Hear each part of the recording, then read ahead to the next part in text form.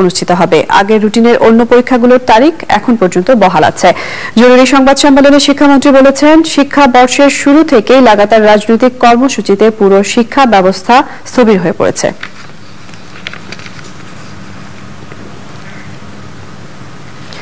ফাঁসির দণ্ড পাওয়া জামায়াত নেতা কামারুজ্জামানের সঙ্গে ঢাকার কেন্দ্রীয় কারাগারে দেখা করেছেন তার আইনজীবীরা। তারা জানিয়েছেন, কামারুজ্জামান ফাঁসির আদেশ রিভিউয়ের জন্য আদালতে আবেদন করতে বলেছেন।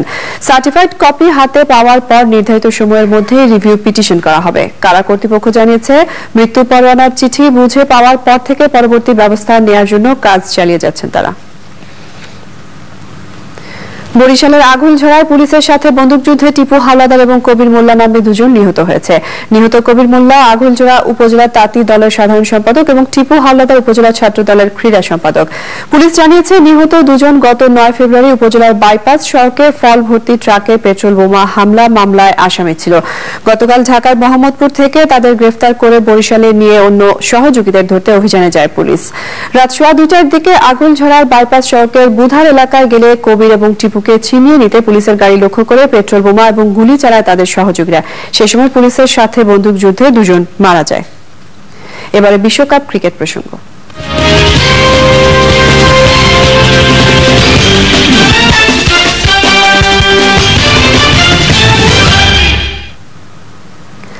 টানা বৃষ্টির কারণে বিশ্বকাপে বাংলাদেশ অস্ট্রেলিয়া ম্যাচ পরিত্যক্ত হয়েছে। 1 পয়েন্ট করে পেয়েছে দুই দল। পয়েন্ট পেলেও সন্তুষ্ট নন বাংলাদেশ দলের অধিনায়ক মাশরাফি বিন মুর্তজা। অস্ট্রেলিয়ার বিপক্ষে খেলতে না পারলেও 26 ফেব্রুয়ারি শ্রীলঙ্কার বিপক্ষে ম্যাচটা জিততে চান টাইগার অধিনায়ক। শ্রীলঙ্কাকে হারিয়ে কোয়ার্টার ফাইনাল নিশ্চিত করতে চায় বাংলাদেশ। আমার মনে হয় যে আমরা শতভাগই চেষ্টা করব জেতার জন্য এবং আমরা শতভাগই ভাবি যে আমরা ভালো খেলতে পারলে জিততে পারবো। এখানে 50-50 কোনো সুযোগ নেই। 50-50 মানে আমরা কনফিডেন্ট না, আমরা 100% কনফিডেন্ট যে আমরা আমাদের সেরাটা খেলা খেলতে পারলে ইনশাল্লাহ জিতবো। কিন্তু সেরাটা খেলা নিয়ে আমরা কনসার্ন যে আমরা যেন সেরাটা মেকশিওর করতে পারি, যে আমরা যেটা আগে বললাম এক্সিকিউট করতে পারি প্ল্যান, সেরাটা খেলার জন্য এটা খুব ইম্পর্টেন্ট। তো আমি আসলে এটা নিয়ে ফোকাস করছি বেশি।